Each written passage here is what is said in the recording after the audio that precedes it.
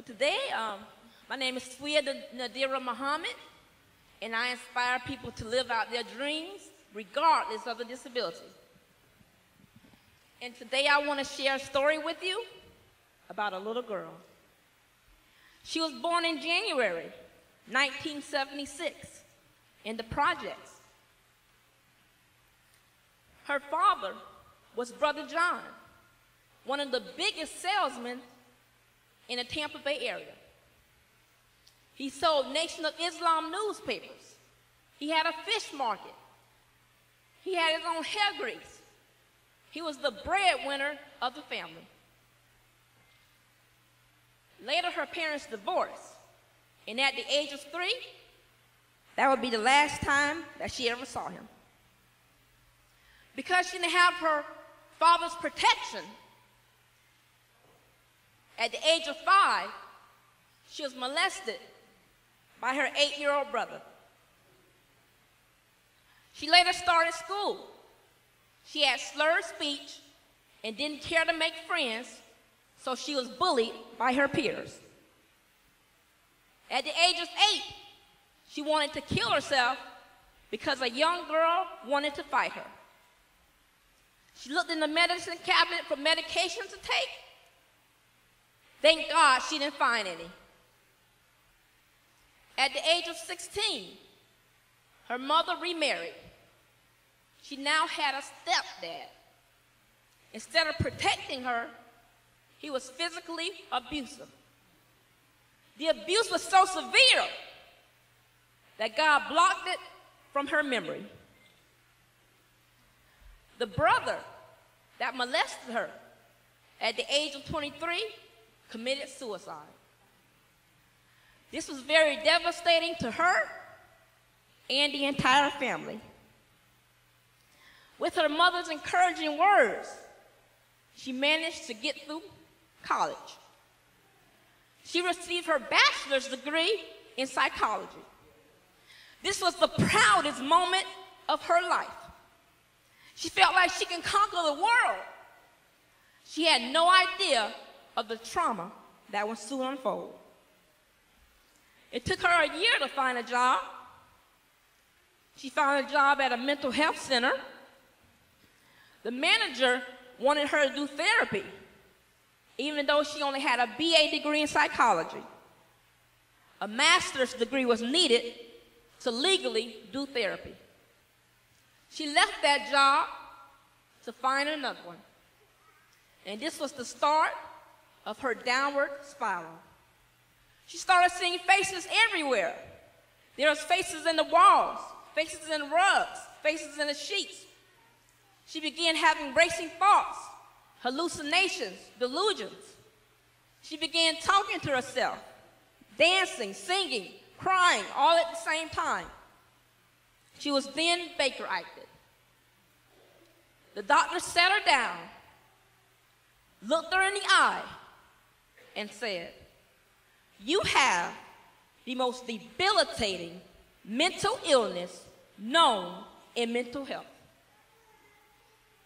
Paranoid schizophrenia." She felt she was normal. She never had any disciplinary problems in school, and she had a college degree. So she refused to take the medication.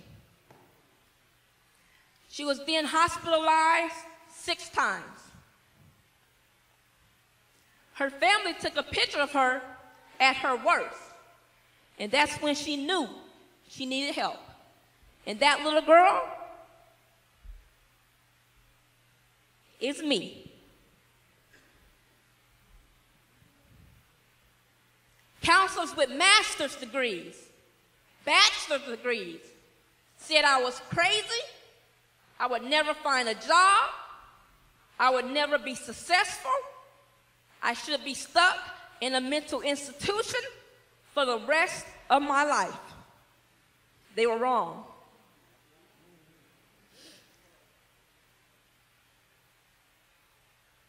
"49% of Americans will experience a mental illness at least once in their life. So there really shouldn't be a stigma. I'm now a published author. My book is called Don't Call Me Crazy, I'm Just in Love. It is now required reading at SBC College.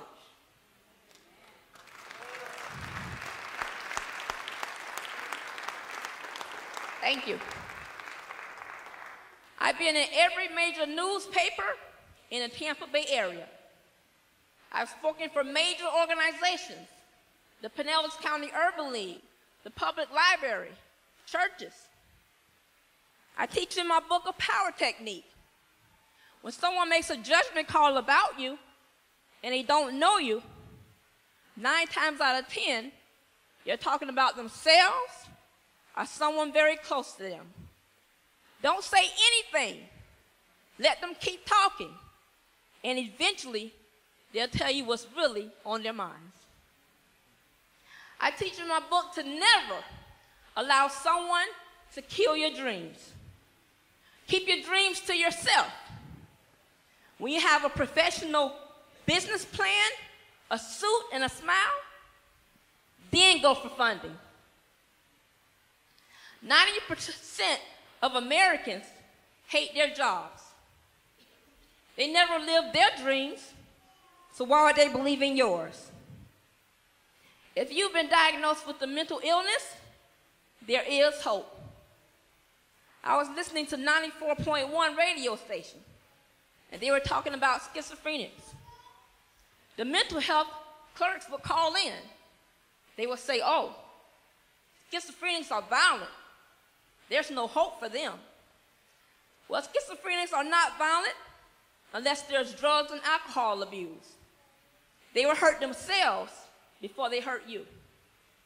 And another stereotype is that schizophrenics have a split personality disorder. That's a totally different disorder. If you or a loved one need help, you can always dial 211 from your phone, and they'll connect you with a doctor that'll help you even if you don't have insurance. Life is 1% what happens to you, and 99% how you react to it. Oprah, Tyler Perry, Monique, Angela Bassett, all were molested. They all found God. They all used that negative energy to manifest greatness. If you want to know how I came from this to this, read my book.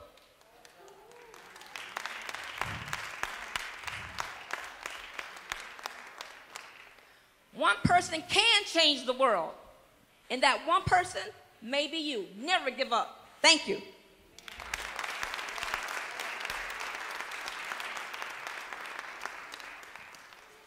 I would just like to thank Denise Wright for inviting me. Really having a nice time. And if you have a church association, please book me. I want to spread the word. I want to show people what God take you from and bring you to. And I also have books at in the blue room at the autograph table. I want to thank my sponsors, SMS Excellence. He has a DJing service. H.H. Kinsler. They have an upholstery business. And Rashida Strober of A Dark-Skinned Woman's Revenge. Thank you.